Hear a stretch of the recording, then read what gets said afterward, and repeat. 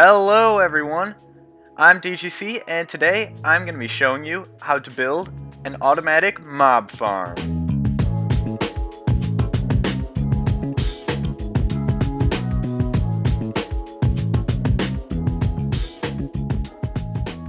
First, we're going to start with the item collection system.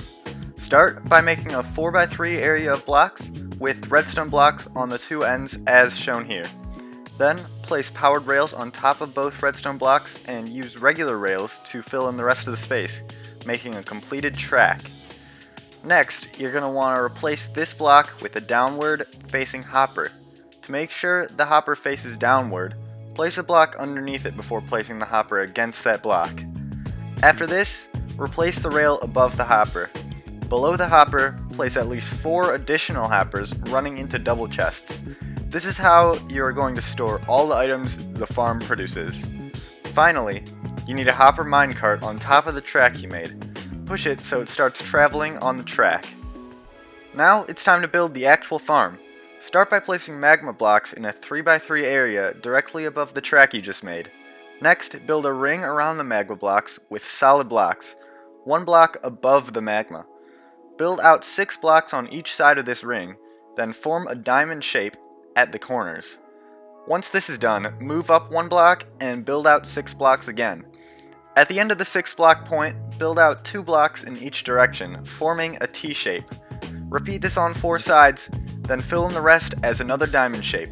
Before you move on to the next part, make sure all your dimensions are the same as listed here.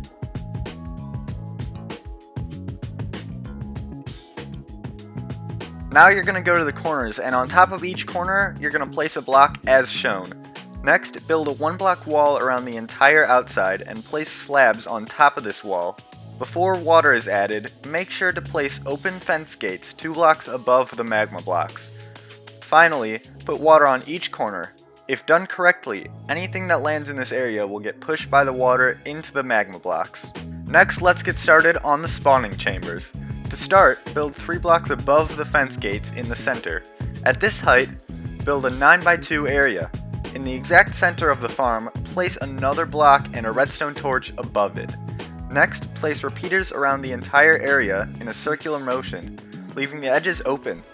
Set each repeater to the longest delay and make sure the repeaters are facing the right way. They should be opposite from each other on the 2 sides.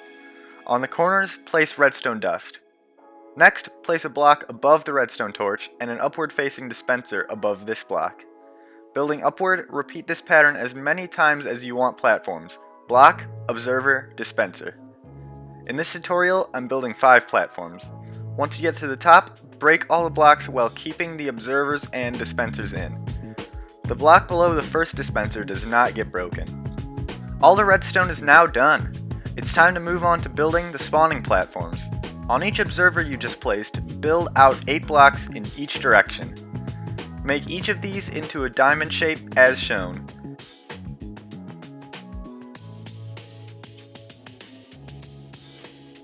When you're done with every platform, go to the top one, place a block above the dispenser and a slab above the block. Then break the block above the dispenser. This area is to remove lights so mobs can spawn. Build out with slabs until you are perfectly aligned with the flowing water area at the bottom. Make sure you use slabs for this, as it prevents mobs from spawning on top of it at night. The area of this platform should line up perfectly with the area at the bottom. Make sure it's at least this size. If it's bigger, it won't be a problem, but if it's smaller, it may cause some areas of the farm to be too bright. And now we're almost done. Before you turn on the redstone, put water buckets in each dispenser. To power the redstone, place a redstone block next to any redstone dust at the bottom, then put a redstone torch on top of the block. Once activated, you can break the redstone block and torch. Finally, to allow mobs to spawn at all times, I would recommend going into each dispenser, taking out the bucket when water appears, and putting it back in after a few seconds. If done correctly, this makes every platform turn off the water when the platforms next to it turn on, and vice versa. Finally, you'll need a place to AFK. The best spot to do this is about 120 blocks above the bottom of the farm. Make sure your AFK chamber is safe with walls on all sides so you won't die from phantoms. As well as this, if there are any nearby caves or dark areas, lighting them up will increase the efficiency of the farm. I AFK'd at this farm for a little under 5 minutes and got about 12 stacks of items, and calculated an average rate of 6,444 items per hour.